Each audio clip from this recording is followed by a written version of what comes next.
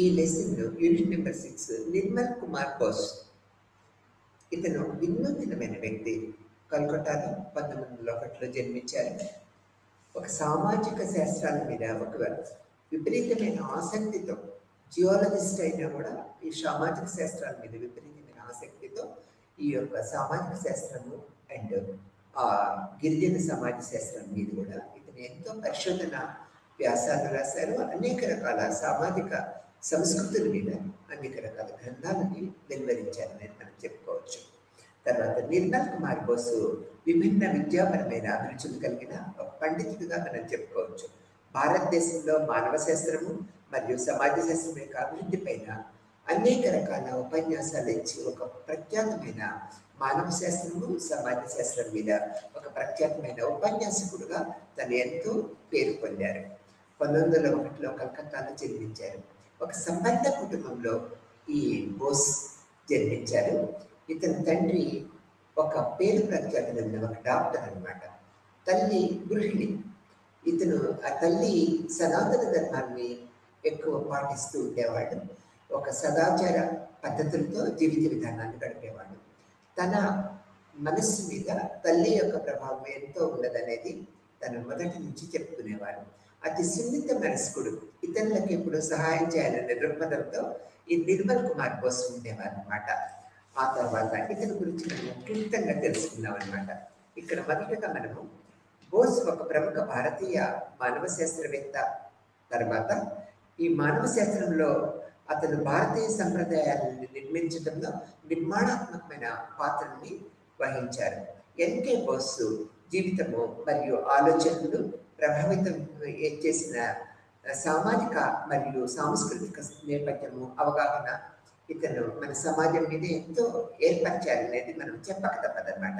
అతను చిన్నతనంలో కూడా క్రమశిక్షణతో నడుచుకునేవారు. తల్లి యొక్క ప్రభావం మనం చెప్పుకున్నాం కదా, ఇతని మీద ఎక్కువ ఉన్నది అనేది చెప్పుకున్నాము. అతి సున్నితమైన మనసు కలిగిన వారు అనమాట. ఈ యొక్క ఇతరుల యొక్క బాధల పట్ల సున్నితంగా ఉండేవారు అనేది మనం తెలుసుకున్నాము. దేశ స్వాతంత్ర ఉద్యమంలో ప్రముఖంగా పాల్గొన్నారు. గాంధీ యొక్క సహచరుడుగా, గాంధీకి పర్సనల్ సెక్రటరీగా ఎన్నో సంవత్సరాలు ఇతను పనిచేశారు. గాంధీ యొక్క ప్రభావము నిర్మల్ కుమార్ బోస్ మీద ఎంతో ఉన్నదనేది మనం చెప్పుకోక తప్పదన్నమాట. గాంధీ యొక్క ఆదర్శవాదంతో దేశంలోని సామాజిక రాజకీయ సమస్యలను పరిష్కరించడానికి అతను ముందుకు సాగి అనేక రకాల పరిశోధనలు చేసి సామాజిక శాస్త్రానికి ఎంతో పేరు ప్రఖ్యాతులు సామాజిక పరంగా తెచ్చారనేది మనం చెప్పుకోక తప్పదన్నమాట. నిర్మల్ కుమార్ బోస్ మానవ సమాజ శాస్త్రము సామాజిక శాస్త్రాల మీద అనేక రకాల అధ్యయనాలు, సంస్కృతుల మీద అనేక రకాల అధ్యయనాలు చేసి అనేక రకాల వ్యాసాలు కూడా తయారు చేసి పరిశోధనా పద్ధతుల్లో సమాజ శాస్త్రం మీద ఉపన్యాసకుడుగా పేరు ప్రఖ్యాతులు సంపాదించుకున్నారనేది మనం చెప్పుకోవాలన్నమాట.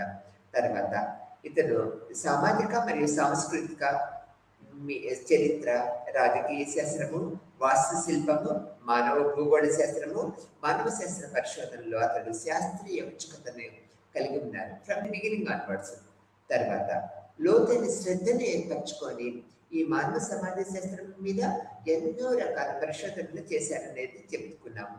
తర్వాత అతని యొక్క ముఖ్యమైన రచనలు తర్వాత మానవ శాస్త్రవేత్తలకి, సామాజిక శాస్త్రవేత్తలకి, అనేక ఇతర వ్యక్తులకి స్ఫూర్తినిస్తూనే ఉన్నాయనేది మనం ఇప్పటి వరకు కూడా చెప్పుకోవచ్చు అనమాట. ఈ యూనిట్లో మనము అతని జీవితం యొక్క సంక్షిప్త జీవిత చరిత్రను తెలుసుకున్నాము. తర్వాత అతని ఆలోచనలు ఆకృతి చేసిన కారకాలపై వెలుగును చూపుతున్నాయి. తర్వాత అతని యొక్క కేంద్ర ఆలోచనలపై దృష్టి పెడతాం. అతను కొన్ని ముఖ్యమైన పనులను గుర్తించి చివరి వరకు అనేక రకాలుగా ఆ యొక్క ముఖ్యమైన పనులని నిర్దేశించుకుంటూ ముందుకు సాగారనేది మనం చెప్పక తప్పదన్నమాట. నిర్మల్ కుమార్ బోస్ 1901లో జన్మించారని చెప్పుకున్నాం కదా, కోల్కతాలో జన్మించారని చెప్పుకున్నాం. అతని తండ్రి బిమన్ బెహార్ వృత్తిరీత్యా వైద్యులు అనమాట. యువ నిర్మల్లో చాలా మంచివాడు. నిర్మల్ కుమార్ బోస్ చాలా చిన్నతనంలో చాలా మంచివాడుగా, క్రమశిక్షణ గల విద్యార్థిగా ఎంతో పేరు ప్రఖ్యాతుల్ని సంపాదించుకున్నారని చెప్పుకోవచ్చు. అతని తండ్రి నుంచి తెలివిని, పరోపకారము మరియు క్రీడల పట్ల అంకిత భావాన్ని కలిగి ఉన్నారనేది మనం తెలుసుకోవాలి. నిర్మల్ కుమార్ బోస్ తన తల్లి నుంచి స్వీయ విగ్రహ లక్షణాలను పొందారనేది తన స్వీయ చరిత్రలో రాసుకున్నారనమాట. అతను చదువుతో ఎంత నిమగ్నమై ఉన్నా నిర్మల్ కుమార్ బోసు తండ్రి చచ్చిపోయిన తర్వాత తల్లిని తరచూ సందర్శించేవారు. తద్వారా ఆమె తన తండ్రి లేకుండా ఒంటరిగా అనిపించదనే దృక్పథాన్ని ఏర్పరచుకున్నారు. అతను బీహార్, బెంగాల్, ఒరిస్సాలోని వివిధ పాఠశాలల్లో విద్యను అభ్యసించారు. తన పాఠశాలలో విద్యానంతరం కూడా బీహార్ అండ్ బెంగాల్, ఒరిస్సాలో విద్యను అభ్యసించారు. అతను కలకత్తా విశ్వవిద్యాలయం నుంచి జియాలజీలో ఆనర్స్ మరియు ఆంథ్రోపాలజీలో మాస్టర్ ఆఫ్ సైన్స్లో బ్యాచిలర్ ఆఫ్ సైన్స్ పూర్తి చేశారు. అంటే జియాలజిస్ట్గా ఇతనికి ఎంతో అనుభవం ఉండటం వల్ల ఈ యొక్క వాస్తు శిల్పకళల మీద ముందు రోజుల్లో ఎంతో ఆసక్తిని పెంపొందించుకొని ఈ యొక్క దేవాలయాల వాస్తు శిల్పకళల మీద అనేక రకాల ఉపన్యాసాలను కూడా ఇచ్చి సాంస్కృతిక వారధిగా కూడా ఇతను ఉన్నారనేది మనం చెప్పుకోక తప్పదన్నమాట. తర్వాత ఆంథ్రోపాలజీలో మాస్టర్ ఆఫ్ సైన్స్లో బ్యాచిలర్ ఆఫ్ సైన్స్గా పూర్తి చేశారనమాట.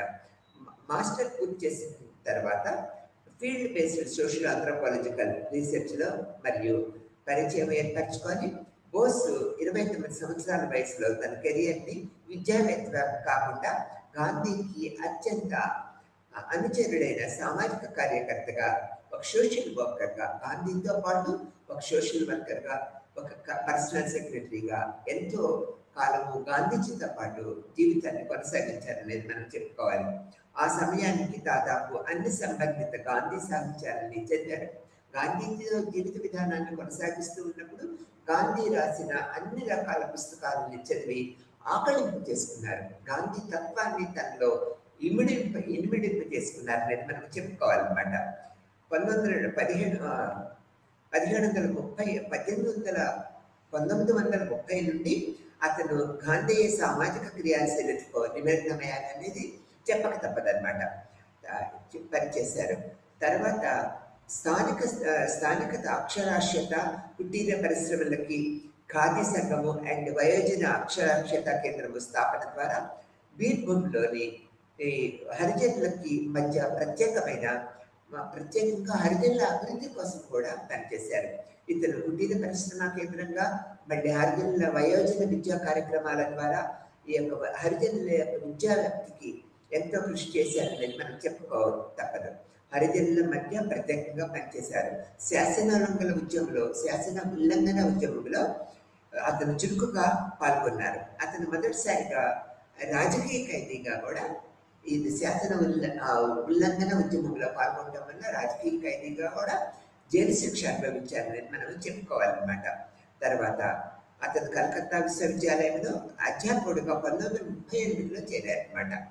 అతను అధ్యాపకుడిగా చేరి గాంధీ సూత్రాలని పునరుజ్జీవింపు శక్తిని మరియు ఉత్సాహంలో బోలేపూర్లో పనిచేయడం ప్రారంభించారు. మళ్ళీ 1942 నుంచి 45 వరకు ఆగస్టు ఉద్యమంలో పాల్గొని దశల వారీగా డిబార్ చేయబడ్డారు. అంటే జాబ్ చేస్తున్నప్పుడు డిబార్ చేయబడ్డారు అనమాట.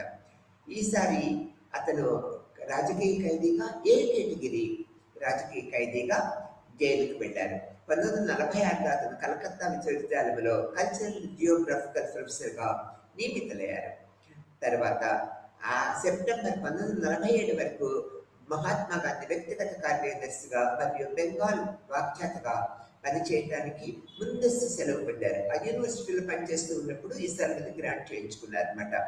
అనేక ప్రదేశాల్లో తన స్టేషన్లో గాంధీకి అనుగుణంగా ఉండి గాంధీకి అనుచరులుగా నిరంతరము అతనితో పాటు ఉండి గాంధీ గారితో పాటు ఉండి ఎన్నో రకాల ఉపన్యాసాలు, కుటీర పరిశ్రమలు, వైద్య విద్య, సాంస్కృతిక సామాజిక అభివృద్ధి కార్యక్రమాల్లో నిరంతరము తలమగలయ్యేవారనమాట.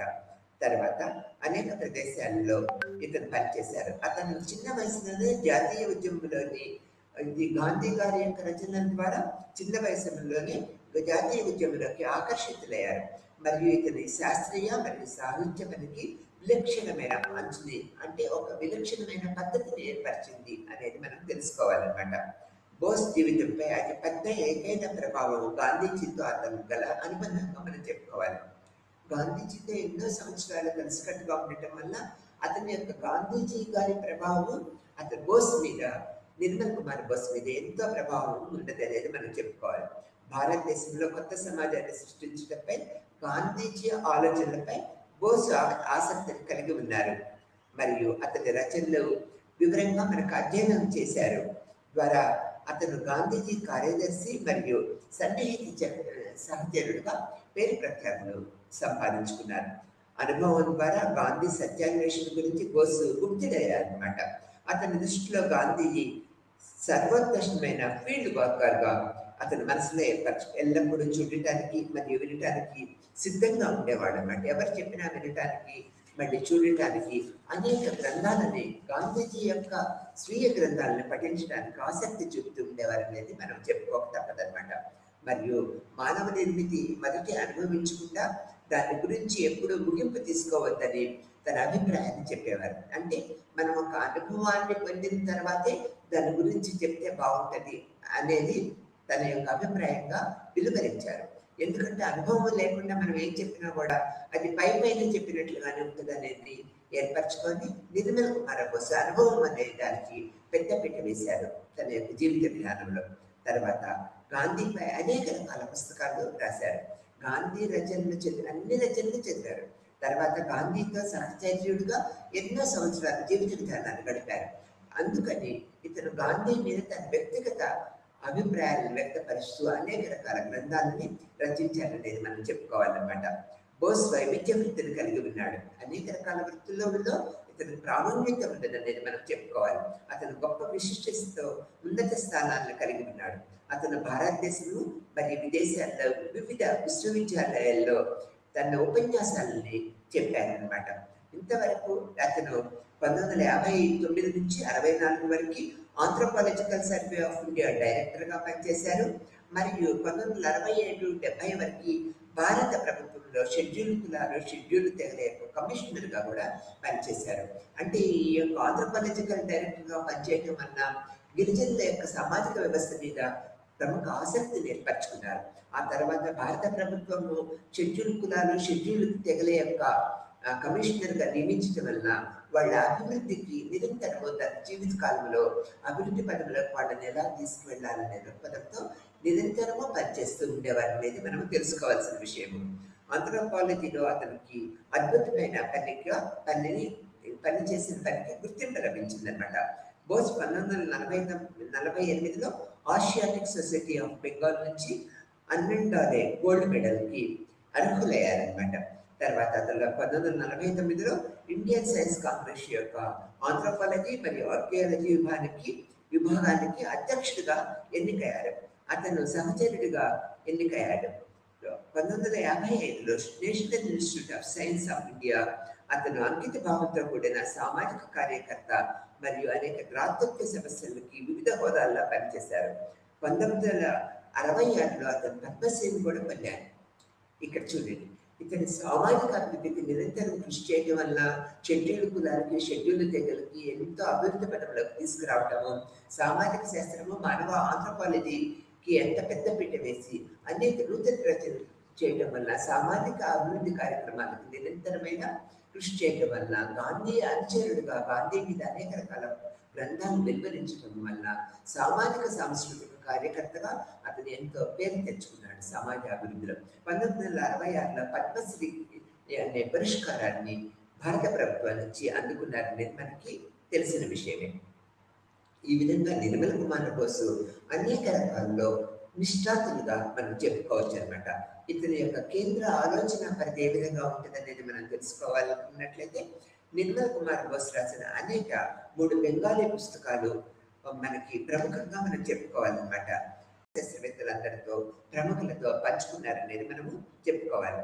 హిందూ నాగరికత అర్థం చేసుకోవాలంటే మానవ శాస్త్రవేత్త అనువర్తిత కోణాన్ని దాటి వెళ్ళాలని అతను తన అభిప్రాయాన్ని అనేక సందర్భాల్లో వినిపించారనమాట. నిర్దిష్ట పరిస్థితుల్లో సామాజిక దృగ్విషయాలను మరియు సాంస్కృతిక లక్షణాలను అధ్యయనం చేయడంలో బోస్ తన ప్రత్యేక విధానాన్ని అభివృద్ధి చేసుకున్నారనమాట. అసలు ఫీల్డ్ వర్క్కు సరైన మార్గాలు ఉండవని ఆయన అభిప్రాయాలు పడ్డారు. అంటే మన వ్యక్తిగత అభిప్రాయాలతో పాటు అనుభవపూర్వక అభిప్రాయాలను కలగలుపుకొని ఫీల్డ్ వర్క్కి ఒక మార్గాలని నిర్దేశించుకోవాలని నిర్మల్ కుమార్ బోసు చెప్పారనమాట. తర్వాత ఇతను భారతదేశంలో గిరిజనుల జీవితాలను అధ్యయనం చేశాడు. మరియు గిరిజనులు మరియు గిరిజనేతరుల జనాభా మధ్య సంబంధాలని పెద్ద సామాజిక మరియు సాంస్కృతిక కోణంలో నిర్మల్ కుమార్ బోసు పరిశీలించారనమాట. భారతదేశంలో గిరిజనులు సంఘాలన్నీ ఒక రకమైనవి కావని మరియు విస్తృత సమాజాల్లో ఒకే సంబంధాన్ని ఉండేవని బోసు స్పష్టంగా గ్రహించారు. ఒరిస్సా మరియు చోటానాగపూర్లోని గిరిజన సంఘాల స్వభావము మరియు వారితో వారి సంబంధాలు చూపించడానికి బోసు ఎథ్నోగ్రాఫికల్ డేటాను తన యొక్క పరిశోధనలో వివరించారనేది మనం చెప్పుకోవచ్చు అనమాట.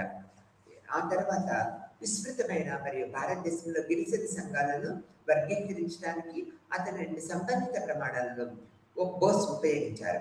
వారి సాంకేతిక అభివృద్ధితో పాటు మరియు వారి భౌగోళిక మరియు సామాజిక వంటతన స్థాయిని అర్థం చేసుకోవాలని నిర్మల్ కుమార్ బోసు తన అభిప్రాయాలను వివరించారు. భారతీయ సమాజం యొక్క నాగరికత దృక్పథము మీద బోసు అనేక రకాల వ్యాసాలను ప్రచురించారనమాట. తన పుస్తకం ది స్ట్రక్చర్ ఆఫ్ హిందూ సొసైటీలో బోసు భారతీయ సమాజం యొక్క నాగరికత యొక్క పద్ధతులను వివరించారని మనం చెప్పుకోవాలన్నమాట. అతను దాన్ని 3 భాగాలుగా విభజించారు. మొదటి భాగము ప్రధానంగా ఎథ్నోగ్రఫీ యొక్క డొమైన్ చెందింది. అక్కడ అతను తన స్వంత ఫీల్డ్ వర్క్ ఆధారంగా మెటీరియల్ని ప్రదర్శించారనమాట. ఫీల్డ్ వర్క్ ప్రధానంగా గిరిజన వర్గాల మధ్య జరుగుతుంది. రెండవ భాగము ప్రధానంగా ఇండోలాజికల్. ఇక్కడ అతను హిందూ సామాజిక జీవితం యొక్క సిద్ధాంతము మరియు అభ్యాసము గురించి వివరించారు. మూడవ భాగము సామాజిక చరిత్రకు సంబంధించిందిగా అతను పేర్కొన్నారనమాట. బోసు తన మొదట స్వతంత్ర క్షేత్ర పరిశోధన ఒరిస్సాలోని గిరిజనుల మధ్య నిర్వహించారనమాట. వారు షిఫ్టింగ్ సాగుని అభ్యసిస్తూ ఉండేవారు గిరిజనులు. తర్వాత జువాంగులు హిందూ మతానికి వెలుపల ఉన్నప్పటికీ హిందూ మతపరమైన ఆలోచనలు వారి సంస్కృతిలో చొచ్చుకుపోయాయనేది బోసు గ్రహించారనమాట. సృష్టమైన సూచనలు కనిపించడంతో బోసు ఆశ్చర్యపడ్డారు. అంటే హిందూ సంస్కృతి యొక్క లక్షణాలు ఈ యొక్క తెగలలో నిమ్నీకృతమై ఉండటాన్ని బోసు ఆశ్చర్యపరిచారనమాట. తర్వాత ఇతను వారి ఉదయాన్నే స్నానం చేస్తారు. ఎండబెట్టిన అన్నము, సత్య, దేవ, ధర్మము ఇవన్నీ జువాంగు మతపరమైన వేడుకలకు పొరుగున్న బ్రాహ్మణ ప్రజలచే ఎంత బలంగా ప్రభావితమయ్యాయో మనకు రుజువు చేస్తూ ఉన్నాయనేది బోసు ఒక పరిశోధనా పద్ధతుల్లో తెలుసుకున్నారనమాట. ఇంకా వారి స్వతంత్ర భాష ఉందని, వారు తన వివాహము మరియు అంత్యక్రియల ఆచారాలు స్వయంగా నిర్వహిస్తారని జువాంగు తెగల యొక్క లక్షణాలను మనకు తెలియపరిచారు. గొడ్డు మాంసం తింటారు మరియు హిందూ కులాల్లో ఒకటిగా పరిగణించబడతారు అనేది క్షేత్ర పరిశోధన యొక్క ఈ సంక్షిప్త స్కిల్స్ అతను గిరిజనులు హిందూ కుల ఆధారిత సమాజం యొక్క వాళ్ళ మడతలలోని ప్రవేశ మార్గాలపై ప్రాథమిక అంతర్దృష్టిని అందించారు. జువాంగు తెగ మీద నిర్మల్ కుమార్ బోసు అనేక రకాల పరిశోధనా పద్ధతుల్ని మనకి వెలుగు తీసి హిందూ మత ఆచారాలు వీళ్ళు గిరిజన తెగలో దూరంగా ఉన్నా కూడా హిందూ మత ఆచారాలు వీళ్ళల్లో ఎలా ప్రబలంగా ఉన్నాయి అనేది మనకి అనేక రకాల దృక్పథాలతో వెలిగించారనమాట. తర్వాత ఆర్యన్ లేదా బ్రాహ్మణ్ నాగరికత ప్రభావము జువాంగుల్ లేదా సవరల కంటే ముండాలు మరియు వరాలలో విస్తృతంగా మరియు లోతుగా ఎక్కువగా ఉన్నదనేది నిర్మల్ కుమార్ బోసు మనకి పరిశోధన పరంగా చూపారనమాట. ఈ రకమైన ప్రభావం ద్వారానే గిరిజన సంఘాలు విస్తృత సమాజంలో ఎక్కువ వ్యక్తీకరించబడుతున్నాయనేది బోసు తన అభిప్రాయాన్ని వెలువచ్చారు. ఈ ప్రక్రియ గిరిజన కోణము అండ్ శోషణ యొక్క హిందూ పద్ధతిగా బోస్ వర్ణించారు. మరియు బోస్ పద్ధతి ప్రకారము ఇది ఉపాంత వర్గాల వారి ప్రత్యేక ఆచారాలన్నింటినీ విడిచిపెట్టవలసిన అవసరం లేకుండా హిందూ సమాజంలో భాగమయ్యేట్లుగా ఎలా చేశారనేది తన యొక్క పరిశోధనలో మనకు తెలియపరిచారనేది మనం ఇక్కడ చెప్పుకోవచ్చు అనమాట.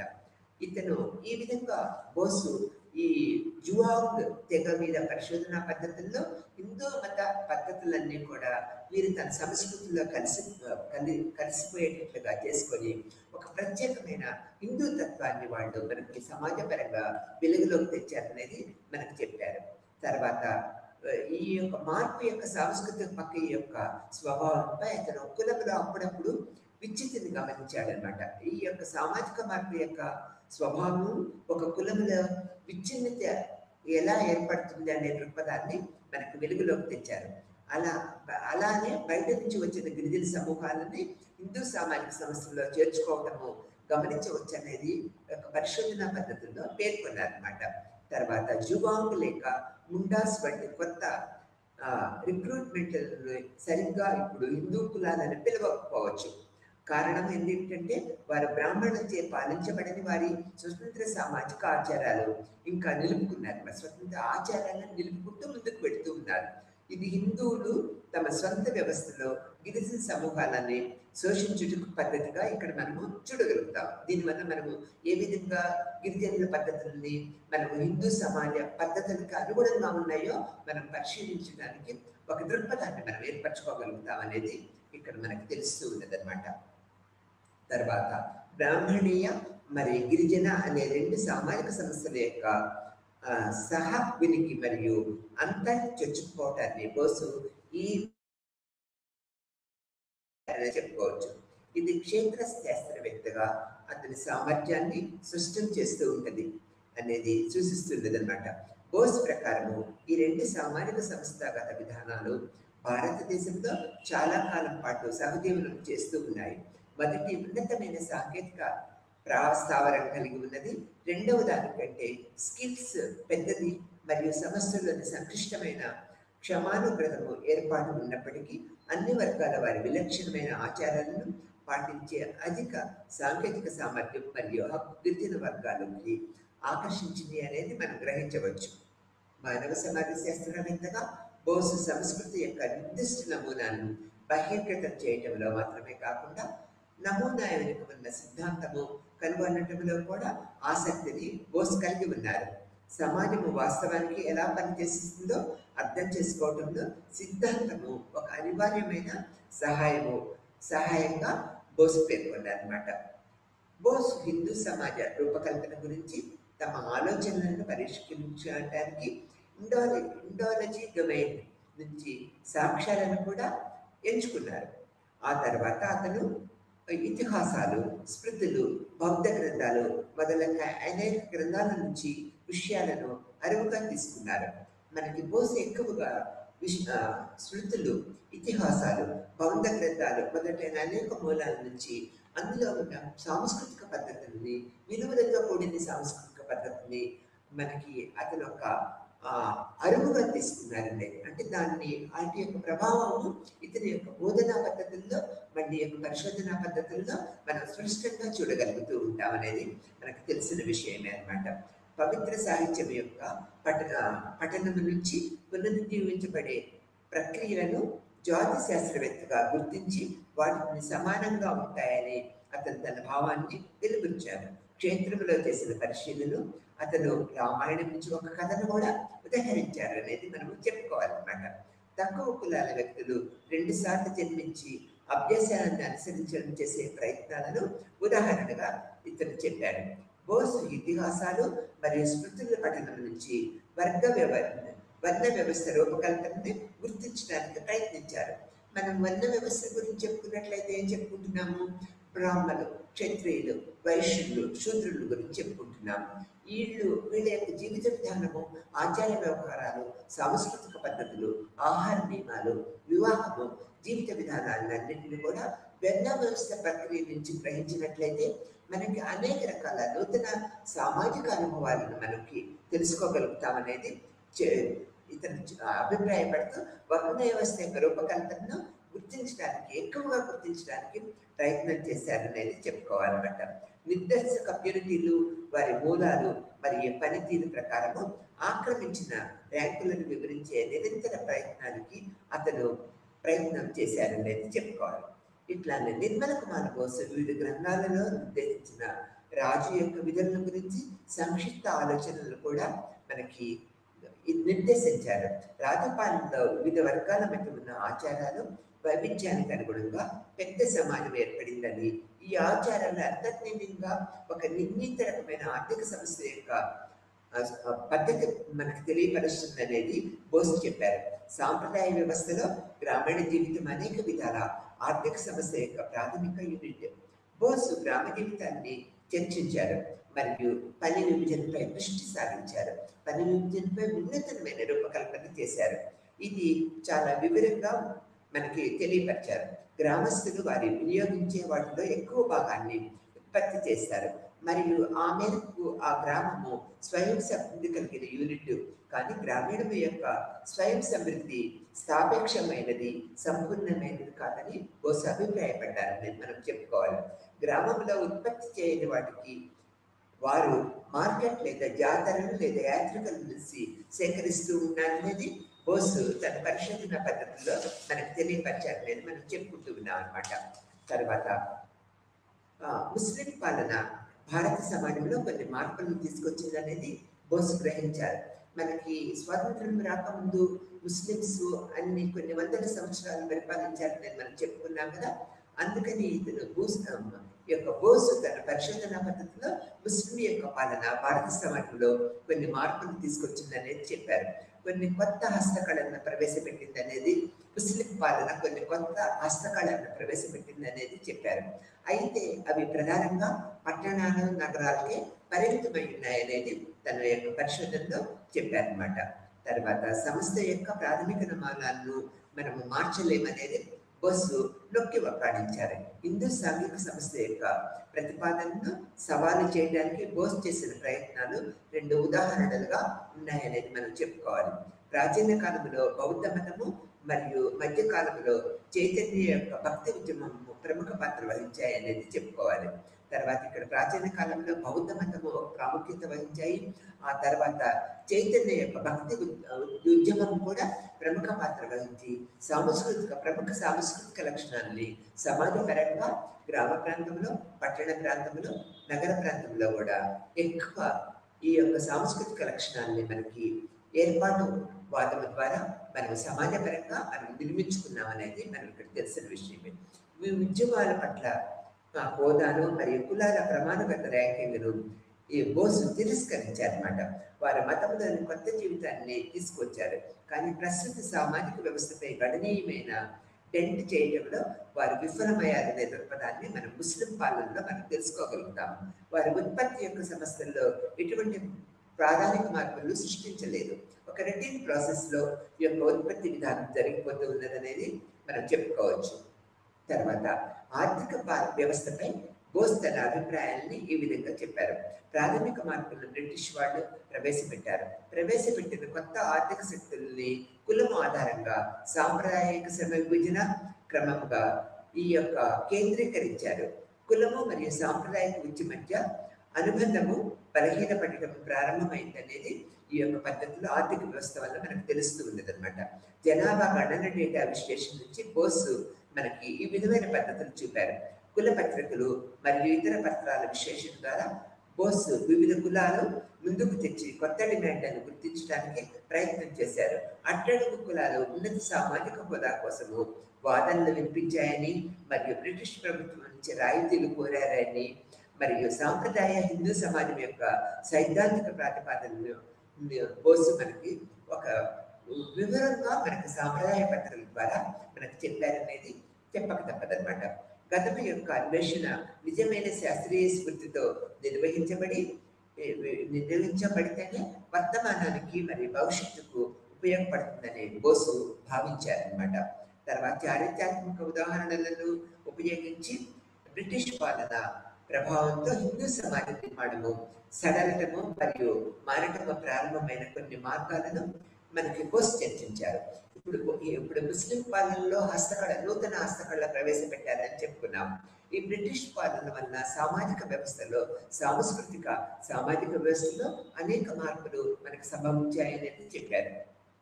ఎలా ఉన్నట్లయితే మనం ప్రముఖంగా పాశ్చాత్య విద్యను మనము ప్రోత్సహించారనేది బ్రిటిష్ పాలనలో చెప్పుకున్నాం. తర్వాత విదేశీ వస్తువుల విక్రయం అంటే మార్కెట్ ద్వారా వాళ్ళ ఉత్పత్తి చేసిన వస్తువులను పారిశ్రామికీకరణ వల్ల వాళ్ళు చేసిన అధిక ఉత్పత్తులన్నీ కూడా భారతదేశంలో అమ్మటం వల్ల సామాజిక సంస్కృతుల్లో, సామాజిక జీవిత విధానంలో అనేక మార్పులు సంభవించింది అనేది మనకి బోస్ తన యొక్క పరిశోధన పద్ధతుల్లో వ్యాసరూపంగా మనకు తెలియపరిచారనేది మనం చెప్పుకోవచ్చు. బ్రిటిష్ పాలనా విధానంలో హిందూ సామాజిక నిర్మాణం సడలటం అంటే మార్పు గురవటం అనమాట. తర్వాత మరియు మారటం ప్రారంభమైన కొన్ని మార్గాల్ని బోస్ చర్చించారు. ఈ విధంగా హిందూ సమాజం యొక్క నిర్మాణము అనే పుస్తకము హిందూ సమాజం ఏర్పడిన ఆలోచన వివరణ, సాంఘిక జీవితంలో స్థిరత్వము మరియు మార్పుల రెండింటినీ మూలాలను ఆర్థిక అంశాలతో జోడించి బోస్ ప్రముఖంగా ప్రాముఖ్యతనిస్తూ అనేక రకాల పద్ధతులను మనకు తెలియపడతారన్నమాట. ఆదివాసీ వ్యవసాయంలో మెలకువలను కుల హిందువుల నుంచి నేర్చుకున్నారనేది మానవ శాస్త్రం ద్వారా అందించిన హిందూ సమాజం మీద ఆధారపడి గిరిజన సమాజం మీద ఆధారపడి హిందువులు జీవిత విధానాన్ని గడపడం వల్ల అనేక రకాల సాంస్కృతిక పద్ధతులు ఇందులో మనకు నూతనంగా ఏర్పడ్డాయనే దృక్పథాన్ని మనం ఏర్పరుస్తూ ఉన్నారనేది మనం చెప్పుకోక తప్పదు. హిందూ సమాజం యొక్క సాంస్కృతిక పరస్పర చర్యలు, సామాజిక సాంస్కృతిక చర్యల వల్ల ప్రజలందరూ కూడా నూతన దృక్పథాన్ని, అంటే గిరిజనులందరూ కూడా నూతన దృక్పథాన్ని, నూతన జీవితాన్ని, సామాజిక మార్పుని కొద్దిగా ఏర్పరచుకున్నారనేది మనం దీనివల్ల గ్రహించగలుగుతున్నాం అనేది తెలుసు. గిరిజనులు మరియు రైతులు మరియు చేతి వృత్తుల వల్ల ఆర్థిక జీవిత విధానాలలో ఆర్థిక పెరుగుదలని మనం చూడగలుగుతున్నాం అనేది చెప్పుకున్నాం అన్నమాట. తర్వాత గిరిజన ప్రజలు విస్తృత సమాజంలో శోషణకు అనుకూలంగా తమ ఒంటరితనాన్ని విడిచిపెట్టి నిరంతరము ఒత్తిడికి గురవుతున్నారనేది బోసు ప్రధానంగా పాల్గొన్నారు. అంటే గిరిజనులు అంటే అటవిక ప్రాంతంలో, గిరిజన ప్రాంతంలో దూరంగా ఉండి మానసికంగా ఒంటరితనాన్ని అనుభవిస్తున్నారనే దృక్పథాన్ని ఈ యొక్క బోసు తన యొక్క పరిశోధన వల్ల గ్రహించారనేది మనం చెప్పుకోవచ్చు అనమాట. తర్వాత బోసు అనేక రకాల దృక్పథాలని, అనేక రకాల పరిశోధనలు చేశారని చెప్పుకున్నప్పుడు ఇతను కలకత్తా అండ్ బెంగాల్ అండ్ ఒరిస్సాలో విద్యాభ్యాసం చేశారని చెప్పుకున్నాను కదా. అంతేకాకుండా బోసు వాస్తుశిల్పము, భారతీయ నాగరికత, కుల వ్యవస్థల మీద చాలా ఆసక్తిని కలిగి ఉన్నారనేది మనం మొదటి నుంచి చెప్పుకుంటున్నాం అనమాట. దానివల్ల ఇతను ఒరిస్సాలో కూడా విద్యాభ్యాసం చేయడం వల్ల ఒరిస్సా దేవాలయాల్లో దేవాలయాలలో ఉన్న గాంభీర్యత్వం బోసుని విపరీతంగా ఆకర్షించిందనమాట. వాస్తుశిల్పంపై అనేక రకాల పరిశోధనలు చేశారు. వాస్తుశిల్పాలు అంటే ఆ ఒరిస్సా దేవాలయాన్ని కట్టిన వాస్తుశిల్పులతో తనకు పరిచయం ఏర్పడటం వల్ల దాని యొక్క సాంస్కృతిక లక్షణాలను, సామాజిక పద్ధతుల్లో ఉన్న సాంస్కృతిక లక్షణాలను గ్రహించి వాస్తుశిల్పం మీద అనేక రకాల ఉపన్యాసాలు ఒరిస్సా ఆ పరిసర ప్రాంతాల్లో వచ్చారు. అంటే ఇప్పుడు మనకి ఒరిస్సా దేవాలయాన్ని సందర్శిస్తున్న ప్రజలకు ఆ యొక్క శిల్పం యొక్క నైపుణ్యము, అంతర్భాగమైన మనకు సాంస్కృతిక పద్ధతులు అన్నీ కూడా విడమరిచి చెప్తూ ఉండేవాళ్ళు. ఎంతో మంది దేవాలయాలను సందర్శించిన వారికి తన ఒక ఉపన్యాసకుడుగా ఉండి వాళ్ళ యొక్క భారతీయ వాస్తుశిల్ప యొక్క నైపుణ్యము, ప్రాముఖ్యత, సాంస్కృతిక పద్ధతుల్ని చెప్తూ ఉండేవారు అనేది మనకు తెలియదు. ఎందుకంటే ఇతను మొదట ఆర్కియాలజిస్ట్ చదివారు, పట్టభద్రులయ్యారు అనేది మనం చెప్పుకున్నాం కదా. దానివల్ల ఒరిస్సాలో విద్యాభ్యాసం చేయడం వల్ల అంటే దేవాలయాలు నిర్మించిన వాస్తుశిల్పులతో పరిచయం ఏర్పడటం వల్ల అనేక నూతన విషయాలను ఇతను గ్రహించి ఆ యొక్క వాస్తుశిల్పం మీద ఒక అనురక్తిని, ఆసక్తిని పెంచుకొని ఆలయాలకు వచ్చిన భక్తులందరికీ కూడా వాస్తుశిల్ప కళ నైపుణ్యంతో పాటు సాంస్కృతిక పద్ధతులని కూడా విడమర్చి చెప్పి ఒక ఉపన్యాసకులుగా దేవాలయాల్లో చాలా కాలం గడిపారనేది మనము చెప్పుకోవచ్చు. ఒరిస్సా దేవాలయాలని గాంభీర్యము బోసుని ఎంతోగా ఆకర్షించిందనమాట. వాస్తుశిల్పంపై అధికారంగా అనేక రకాల వ్యాసాలు రాశారు.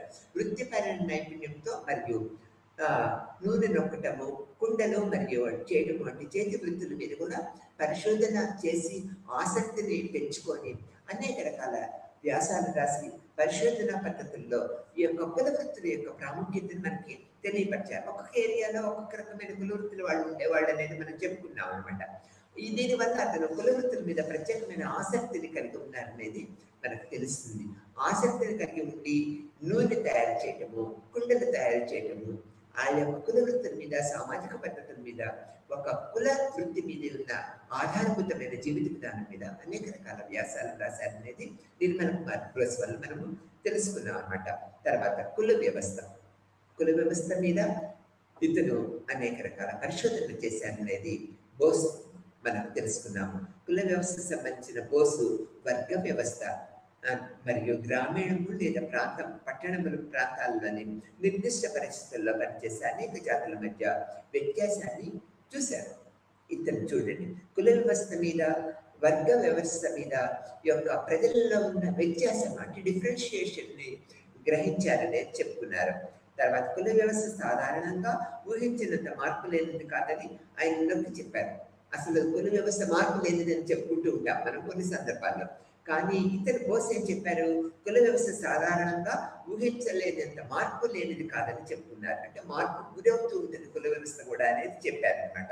కొత్త జాతి ఏర్పడే అంతర్గత ప్రక్రియ మరియు దాని మడతల్లోని బాహ్య సమూహాలు సమీకరణ కారణంగా వర్ణ వ్యవస్థ మరియు సంక్లిష్టంగా మారిందనేది బోస్ చెప్పారు.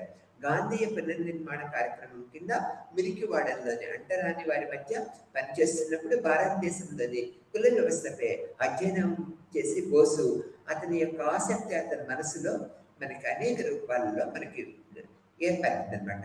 అతని దైవిక మూలాలు, పునర్జన్మ మరియు స్వచ్ఛత మరియు కాలుష్యం యొక్క పురాణాలని తిరస్కరించారనేది మనం చెప్పుకోవచ్చు. కుల వ్యవస్థ, వర్ణ వ్యవస్థ యొక్క అట్టడుగు వర్గం యొక్క గిరిజనులు అండ్ షెడ్యూల్ కులాలు, షెడ్యూల్ తెగల వాళ్ళు ఉన్న మత నమ్మకాలు, కులతత్వ పద్ధతులని అనేక కోణాల్లో తను పరిశీలించారనేది మనం చెప్పుకోక తప్పదన్నమాట. ఇక్కడికి వచ్చేటప్పటికి మనము Hindu method of technology absorption 1947లో, భారత కులము 1951లో, మరియు బెంగాల్లో కులానికి సంబంధించిన కొన్ని అంశాల మీద ఇతను నిర్మల్ కుమార్ బోసు అనేక గ్రంథాలని మనకి సమాజంలోకి తీసుకువచ్చారనమాట. వరుస వ్యాసాలతో బోసు కుల వ్యవస్థ యొక్క నిలకడకు మూలమని, కుల వ్యవస్థ అనేది నిలకడకు మూలము, ప్రజల యొక్క సాంస్కృతిక పద్ధతుల్లో కుల వ్యవస్థ మార్పు విడవుతూ ఉన్నా కూడా ఒక నిలకడకి మూలంగా ఉంటుంది అనేది కుల వ్యవస్థ గురించి చెప్పారనమాట. కుల వ్యవస్థకు నిలకడకు మూలమని ప్రతిపాదిస్తూ పోటీ లేని వంశపారంపర్య మరియు వృత్తి ఆధారిత ఉత్పాదక సంస్థ అందించిన ఆర్థిక మరియు సాంస్కృతిక పద్ధతులతో ఈ కుల వ్యవస్థ జాతి సంస్కృత సహనము యొక్క సాధారణ ప్రమాణాల ద్వారా మార్గనిర్దేశం చేయబడిన గ్రామ సమాజాల్లో నిర్వహించబడుతున్నది అనేది కుల వ్యవస్థ మీద బోస్ తన అభిప్రాయాన్ని వెలిపించారు. బోస్ ఇటీవల పరిమాణాలని ఆపాదించి సాంప్రదాయాల నుంచి అంటే మార్పులని సూచిస్తూ ఉన్నారనేది మనం చెప్పుకోక తప్పదన్నమాట. మరొక మాటలో చెప్పాలంటే పాత నిర్మాణము కొత్త సామాజిక అర్థంలో కలయికగా ఉపయోగపడుతుంది అనేది మనం తెలుసుకున్నారనేది చెప్పారు. కుల వ్యవస్థను చెప్పేటప్పటికి పాత నిర్మాణము అనేది కుల వ్యవస్థ, పాత నిర్మాణ వ్యవస్థ అనేది, నిర్మితి వ్యవస్థ అనేది కొత్త వ్యవస్థకి ఒక పునాది లాగా ఉంటుంది. మార్పులు చేర్పులు చేసుకోవడానికి ఒక మూలంగా మనకి ఏర్పడుతుంది అనేది కుల వ్యవస్థ మీద తన అభిప్రాయాన్ని వెలిపించారనమాట. భారతీయుల కుల యొక్క మార్పు ఆధారిత అధ్యాయంలో ఆసక్తి కలిగి ఉండటంలో పాటు బోస్ కులాల స్వీయ నియంత్రణ, కార్పొరేట్ సమూహంలో అధ్యయనం చేయడంలో ఆసక్తిని పెంచుకున్నారనేది చెప్పుకోవచ్చు అనమాట. వారి సభ్యులు సామాజిక జీవితానికి మార్గనిర్దేశకాన్ని చేశారు. భారతదేశంలో వివిధ ప్రాంతాల్లో కుల సంఘాలు నిర్వహణపై అనేక అధ్యాయాలు ఆయన ప్రారంభించారు. వీటిల్లో కొన్నిటిని రాజుల పాత్ర, దేవాలయాలు, మఠాలు మొదలైన వాటిని కూడా కుల నిబంధనలపై దృష్టి సారించారు. తర్వాత భారతదేశంలో కుల వ్యవస్థ బలహీనపడటము, పాశ్చాత్య విద్యా వ్యాప్తి యొక్క పర్యవసానాలు బోస్ వాదనలో తిరస్కరించారన్నమాట. దేశ ఆర్థిక జీవితానికి పెద్ద ఎత్తున పునర్వ్యవస్థీకరించడానికి పాశ్చాత్య విద్య కుల వ్యవస్థ దెబ్బతీయదని ఆయన అభిప్రాయపడ్డారు. అంటే ముస్లిం యొక్క పాలనలో మనకి ఏంటి, నూతన వాస్తుకళా పద్ధతులు యొక్క అనేక రకాల రూపకల్పనలు యొక్క సాంస్కృతిక పద్ధతులు కొద్దిగా మార్పులు చోటు చేసుకున్నాయనేది మనకి తెలిసిన విషయం. ఇక్కడ బ్రిటిష్ పాలనలో, బ్రిటిష్ గ్రామ వ్యవస్థలో ఈ యొక్క పాశ్చాత్య విద్య, ఈ యొక్క పాశ్చాత్య విద్య వల్ల సామాజిక సంస్కృతులు బలహీనపడలేదనేది బోస్ తన యొక్క పరిశోధన పద్ధతుల్లో వెలువచ్చారన్నమాట. అంటే బ్రిటిష్ పాలనలో అనేక నూతన సంస్కరణలు ఏర్పరిచిన, బ్రిటిష్ పాలన యొక్క నిరంకుశత్వానికి మూలమైన అనేక పద్ధతుల్లో సమాజంలో మనం ఇంప్లిమెంట్ చేసినా కూడా ఈ యొక్క పాశ్చాత్య విద్య ద్వారా కానీ వాళ్ళ యొక్క ఆచార వ్యవహారాలు, బ్రిటిష్ పాలకుల యొక్క శాసనాల ద్వారా కూడా మనం దీన్ని సామాజిక సాంస్కృతిక వ్యవస్థల్లో ఎటువంటి మార్పుకి అంటే మనము మార్పు సృష్టించినంతగా గురి కాలేదనేది. పాశ్చాత్య విద్య వల్ల సామాజిక అభివృద్ధి కార్యక్రమాల్లో ప్రజలు ముందుకు వెళ్ళడానికి ప్రయత్నించారు తప్పితే ఈ యొక్క పాశ్చాత్య విద్య వల్ల నూతన సామాజిక వ్యవస్థను ఏర్పరచుకొని సామాజిక లక్షణాలను మెరుగుపరచుకోవడానికి నిరంతరము ప్రజలు ప్రాకులాడారనేది మనం చెప్పుకోవాల్సిన విషయం. ఇక్కడ మనకి నిర్మల్ కుమార్ బోసు గాంధీ సహచర్యంతో ఎన్నో సంవత్సరాలు జీవిత విధానాన్ని కొనసాగించారు. గాంధీ యొక్క పుస్తకాలన్నీ చదివారు. గాంధీ యొక్క సహచర్యంతో అతని యొక్క జీవిత పద్ధతుల్ని మెరుగుపరుచుకొని గాంధీ జీవిత విధానంలో తన యొక్క పాత్ర, తన యొక్క జీవిత విధానం ఏ విధంగా మార్పు చెందింది అనే దృక్పథంతో ఒక గాంధీ యొక్క ట్రస్టీషిప్ అనే భావాన్ని నిర్మల్ కుమార్ బోసు ఏర్పరచుకున్నారనేది మనం చెప్పుకోవచ్చు అనమాట.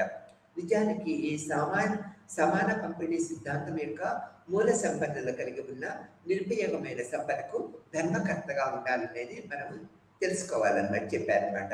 తర్వాత ఎటువంటి సిద్ధాంతం ప్రకారవాదము తమ పొరుగు వారి కంటే రూపాయి ఎక్కువ కలిగి ఉండటాన్ని దీన్ని ఎలా తీసుకురావాలి, అహింస ద్వారానా లేకపోతే హింస ద్వారా తీసుకురావాలనే దృక్పథాన్ని బోసు వెలిపుచ్చారనమాట.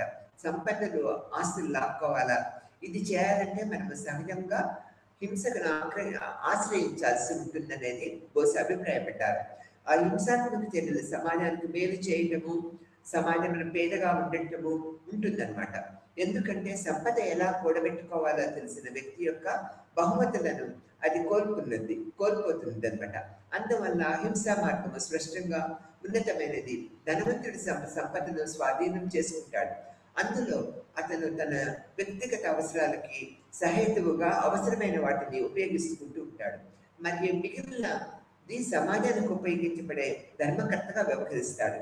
ఈ వాదనలో ధర్మకర్త యొక్క నిజాయితీగా భావించబడుతుందనేది గాంధీ వాదంగా తన ఈ యొక్క ట్రస్టీషిప్ భావనని నిర్మల్ కుమార్ బోసు పేర్పించారు.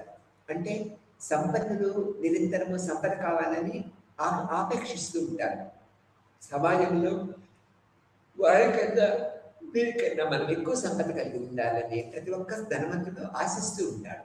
ఇక్కడ ఈ గాంధీ యొక్క ట్రస్టీషిప్ భావనలో నిర్మల్ కుమార్ బోసు ఏం చెప్పారంటే, మనము ప్రతి ఒక్క వ్యక్తులు సంపదను కలిగి ఉండాలి, దాంట్లో తప్పు లేదు.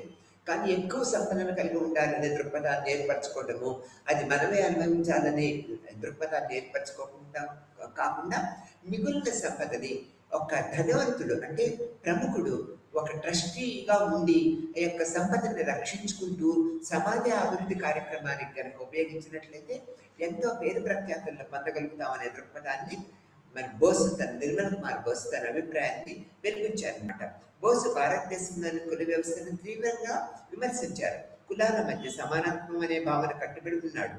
సాంఘిక సమానత్వం మరియు న్యాయానికి తీసుకురావడానికి గాంధీ యొక్క సంపూర్ణ బోసు అని అతను భావించాడు. గాంధీ యొక్క ట్రస్టీషిప్ భావన మరియు ఈ యొక్క అధికార లాలస అనే ప్రక్రియా పద్ధతిని ట్రస్టీషిప్ భావన యొక్క సంపద యొక్క ట్రస్టీషిప్ను నిర్మించాలన్న ఆలోచనను వీళ్ళు మొగ్గు చూపారనమాట.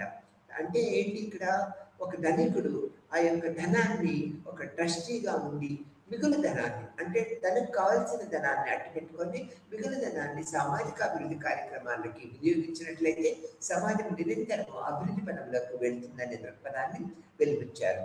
బోసు యొక్క కొన్ని ముఖ్యమైన రచనలు మనం తీసుకున్నట్లయితే కల్చరల్ ఆంథ్రోపాలజీ 1929లో తను రాశారు.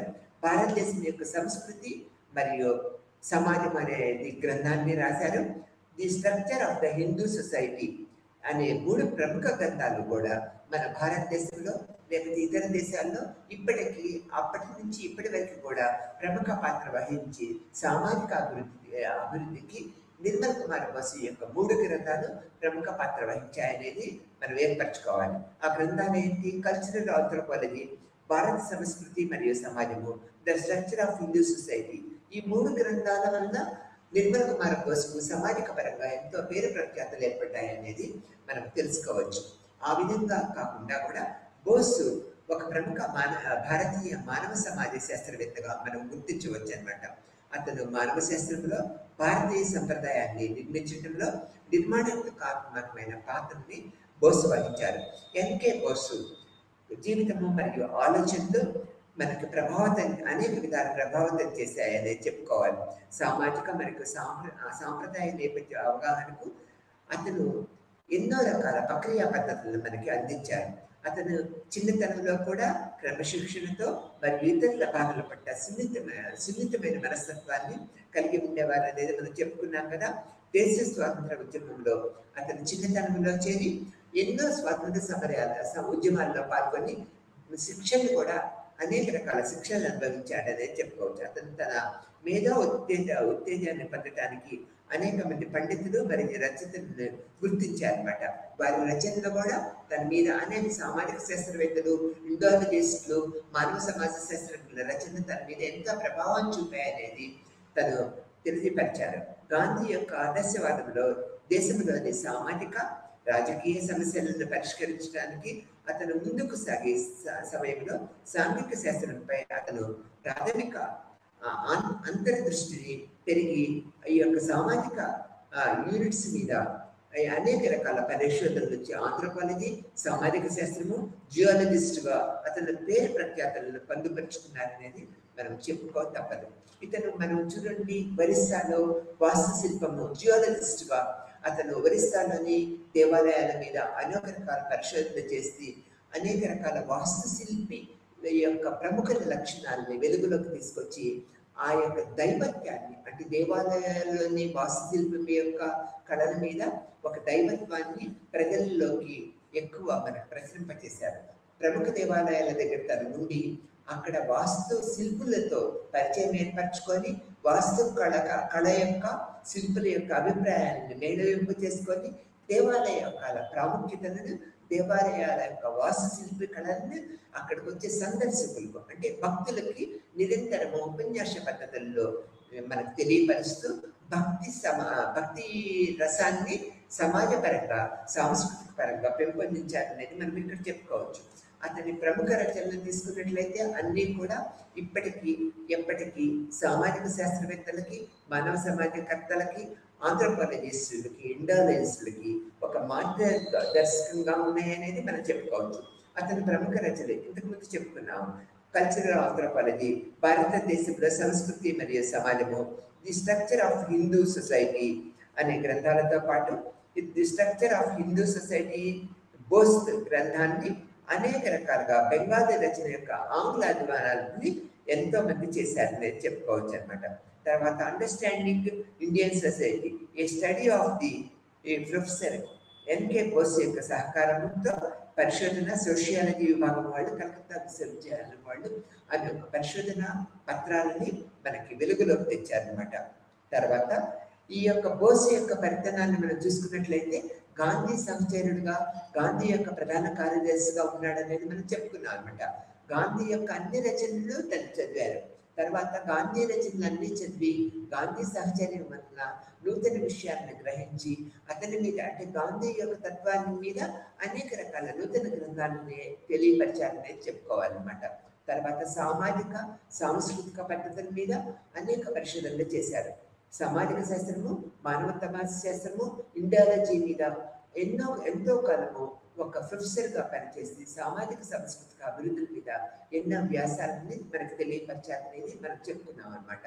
తర్వాత ఇతను ఎస్సీ షెడ్యూల్ కులాలు, షెడ్యూల్ తెగల యొక్క కమ్యూనిటీ చైర్పర్సన్గా, అంటే కమిషనర్గా పనిచేయడం వల్ల ఈ యొక్క సామాజిక తెగల మీద, అంటే షెడ్యూల్ తెగల మీద అనేక రకాల పరిశోధనలు, షెడ్యూల్ కులాల మీద అనేక పరిశోధనలు చేసి వర్ణ వ్యవస్థ, షెడ్యూల్ కుల యొక్క వర్గం యొక్క సామాజిక లక్షణాలు, తర్వాత మారుమూల ప్రాంతంలో ఉన్న ఈ యొక్క షెడ్యూల్ తెగల యొక్క జీవన విధానము, సాంస్కృతిక పద్ధతులు, సాంప్రదాయ పద్ధతులు మనకి వెలుగుచ్చుతూ, తర్వాత ఒంటరితనాన్ని షెడ్యూల్ తెగల వాళ్ళు ఎలా పొందగలుగుతున్నారు అంటే సమాజ హిందూ తత్వంలో కలిసిపోవటానికి ఒక అడుగు వేయటానికి ఏంటి అంటే వర్ణ వ్యవస్థను బేస్ చేసుకొని ఉన్నత కులాలు, మధ్యతరగతి కులాలు, అట్టడుగు వర్గం కులాలు అనే బేస్ చేసుకొని వాళ్ళంతటా వాళ్ళే ఒక రిజిడ్ మెంటారిటీ ఏర్పరచుకొని గిరిజన తెగల వాళ్ళందరూ ఒంటరితనాన్ని అటవిక ప్రాంతంలో జీవిత విధానాన్ని పొందుపరుచుకొని ఒంటరితనాన్ని ఏర్పరచుకున్నారని మనం చెప్పుకోవచ్చు అనమాట. తర్వాత ఇక్కడ ఎన్కే బోస్ మెమోరియల్ లెక్చరర్స్లో ఇతను రాసిన అన్ని ప్రముఖ వ్యాసాలను కూడా మనము చూడవచ్చు అనమాట. నిర్మల్ కుమార్ బ్రోసు కల్చరల్ ఆంథ్రోపాలజీ అనే సాహిత్యాన్ని రాశారు. The studies of the civilization అనే గ్రంథాన్ని రాశారు. బోసు ఇంకా నిర్మల్ కుమార్ బోసు ప్రజ్ఞా పారిబ్రాక్ అనే గ్రంథము ద్వారా అనేక ఈ యొక్క శక్తి తన యొక్క సామాజిక నైపుణ్యాన్ని ఆర్కియాలజిస్ట్గా ఒక షెడ్యూల్ కులాల షెడ్యూల్ తెగల యొక్క అభివృద్ధి పరంలోకి తీసుకువెళ్ళడానికి అనేక రకాల నూతన కల్పన విధానాన్ని మనకు తెలియపరిచారని మనం చెప్పుకోవచ్చు. ఇతను నిరంతరము ఒకరికి సహాయం చేయాలనే దృక్పథాన్ని ఏర్పరచుకున్నారని మనం చెప్పుకున్నాం కదా. చిన్నతనం నుంచి కూడా సున్నిత మనస్కుడు అవటము, తర్వాత ఉన్నత కుటుంబాల్లో పుట్టడము, తండ్రి చిన్నతనంలో చచ్చిపోవటం వల్ల తల్లికి ఎక్కువ ప్రేమను పంచి ఇవ్వటము, ఎంత విద్యా రంగంలో ఉన్నా కూడా వీలైనంత ఎక్కువ సార్లు తల్లిని ఎక్కువ సందర్శించడము, ఆవిడ్ని మానసికంగా సంతృప్తికరంగా ఉండేటట్లు చేయడము అనేది కూడా తన జీవిత విధానాల్లో అంటే సాన్నిహిత్యము, ప్రజలతో సాన్నిహిత్యం దీనివల్ల మనకు తెలుస్తూ ఉంటుంది అనమాట. తర్వాత ఈ యొక్క గాంధీ యొక్క సహచరుడుగా ఉండటం వల్ల సామాజిక సమస్యల మీద పటుత్వాన్ని కలిగి ఉన్నారని మనం చెప్పుకోవచ్చు అనమాట. ఈ యొక్క ఆదర్శవంతమైన జీవిత విధానాన్ని గడపాలనే దృక్పథాన్ని ఇతను ఏర్పరచుకున్నారు. ఎందుకని గాంధీజీతో జీవిత విధానాన్ని ఎక్కువ కాలం కొనసాగించారు. గాంధీకి కార్యదర్శిగా ఉన్నారు. ఒక ప్రముఖ సోషల్ వర్కర్గా మనం చెప్పుకోవాలంటే గాంధీని చెప్పుకోవాలనే దృక్పథాన్ని ఏర్పరచుకున్నారు. ఆ జీవిత విధానంలో ఆదర్శవంతమైన జీవిత విధానాన్ని ఏర్పరచుకుంటూ గాంధీ యొక్క జీవిత తత్వం అంతా దాని మీద ఎక్కువగా ఉన్నదనే స్వీయ రచనలో చెప్పుకుంటూ ఒక నూతన వరవడిలో గాంధీ జీవిత విధానాన్ని పొందుపరుచుకొని ఒక నూతన సామాజిక వ్యవస్థకి తన యొక్క అభిప్రాయాన్ని వ్యాసాల రూపంలో, గ్రంథం రూపంలో గాంధీ రచనలు ప్రజలకి అతి చేరువయ్యేలాగా తన యొక్క ముఖ్య పాత్ర వహించారనేది మనం చెప్పుకో తప్పదు. తర్వాత ఆర్కియాలజిస్ట్, సోషియాలజిస్ట్, తర్వాత ఆంథ్రోపాలజిస్ట్, ఇండాలజిస్ట్గా ఇతను అన్ని రకాల రంగాల మీద ఇతను అన్ని రకాల పరిశోధనలు చేశారు. అన్ని రకాల మీద ఆసక్తి పెంచుకున్నారు.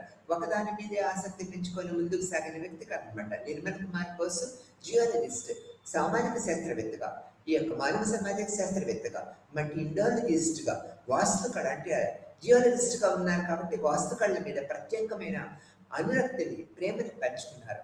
ఈ అన్ని రంగాల్లో అనుభవం ఉండటం వల్ల వివిధ ప్రక్రియ పద్ధతులు, కొంతకాలం ఒకదాని మీద, కొంతకాలం ఒకదాని మీద, అట్లా అన్ని రంగాల మీద పరిశోధనలు చేసి యొక్క సామాజిక అభివృద్ధికి ఎటువంటి పద్ధతులు ఏర్పరిచినట్లయితే బాగుంటుందనే దృక్పథాన్ని తన పరిశోధన గ్రంథాల వల్ల, సామాజిక శాస్త్రాల యొక్క నైపుణ్యం వల్ల, మా ఇండాలజీ మీద ప్రత్యేకమైన శ్రద్ధ ఏర్పరచుకోవడం వల్ల, మానవ సమాజ శాస్త్రం వల్ల, గిరిజనుల షెడ్యూల్ తెగ కులాల యొక్క కమిషనర్గా చేయడం వల్ల వాళ్ళ జీవిత విధానాన్ని మెరుగుపరచడానికి నిరంతరము నిర్మల్ కుమార్ బోసు తన జీవితాన్ని మొత్తం వెచ్చించారనేది మనం చెప్పుకోవచ్చు అనమాట. ఇతను నిరంతరము సాంస్కృతిక అభివృద్ధి కోసం పనిచేస్తూ మన యొక్క జీవిత విధానంలో సాంస్కృతిక పద్ధతి అనేది ఎలా ఇనుమడింపజేసింది అనేది మనకు తెలియపరిచారు. తర్వాత వర్ణ వ్యవస్థ యొక్క ప్రాముఖ్యతను గ్రహించి ఈ యొక్క వర్ణ వ్యవస్థ యొక్క పద్ధతులు అన్నీ కూడా మన యొక్క జీవిత విధానాన్ని ఎలా కొనసాగించడానికి తోడ్పడుతున్నాయి అనేది ఏర్పరిచారు.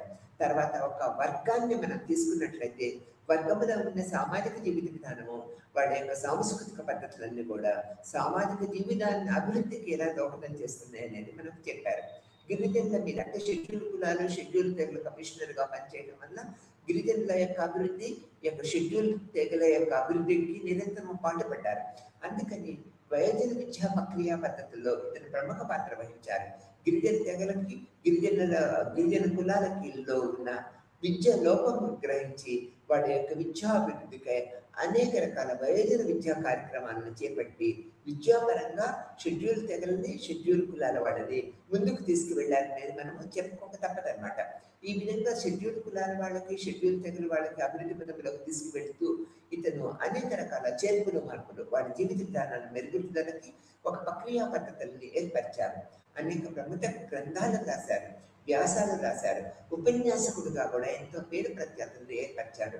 సామాజిక సాంస్కృతిక భారతదేశంలో ఉన్న సాంస్కృతిక అభివృద్ధికి, సామాజిక చైతన్యానికి, వర్ణ వ్యవస్థకి, వర్గానికి ఒక కుల వ్యవస్థ తీసుకున్నట్లయితే గిరిజన గిరిజనులకి, షెడ్యూల్ తెగలకి, షెడ్యూల్ కులాల వాళ్ళ యొక్క జీవిత విధానాలను నిరంతరము పరిశోధించి అనేక రకాలుగా వాళ్ళని ముందుకు ఎలా తీసుకువెళ్ళాలనేది ఇది చేశారు. మొఘల్ పరిపాలనా కాలంలో మన సాంస్కృతిక పద్ధతులు, ఈ యొక్క బ్రిటిష్ కాలంలో ఉన్న సాంస్కృతిక పద్ధతుల్లో ఉన్న చిన్న చిన్న మార్పులను కూడా గ్రహించి అవి మనకి జీవిత విధానానికి విద్యాపరంగా ఎలా ముందుకు తీసుకెళ్ళండి, సామాజిక స్రవంతిలో చైతన్యవంతమైన మార్పులు ఎలా తీసుకొచ్చాయి అనేది నిర్మల్ కుమార్ బోస్ మనకు తెలియపరిచారనమాట. ఈ విధంగా నిర్మల్ కుమార్ బోసు తన యొక్క జీవిత విధానం కాలమంతా కూడా సామాజిక శాస్త్ర అభివృద్ధికి, మానవ శాస్త్ర అభివృద్ధికి, జియాలజిస్ట్గా, మళ్ళీ యొక్క ఉపన్యాసకుడుగా, గిరిజన తెగలు గిరిజన అభివృద్ధికి నిరంతరం పాటుపడుతూ సమాజ అభివృద్ధికి ఎంతో కృషి చేసిన ప్రముఖ వ్యక్తిగా, ఒక సామాజిక శాస్త్రవేత్తగా, ఒక సోషల్ వర్కర్గా, సామాజిక శాస్త్రవేత్తగా, అధ్యాపకుడుగా, ఉపన్యాసకుడుగా మనము ప్రముఖంగా పేర్కొనవచ్చు. ఇతను సహాయం చేసే గుణము, సున్నిత మనస్తత్వము, పరిశోధన ప్రక్రియలో అవుతున్న ఇతని ఆసక్తి ఇతన్ని ఎంతో ముందుకు తీసుకువెళ్ళిందనేది మనం చెప్పుకోక తప్పదన్నమాట.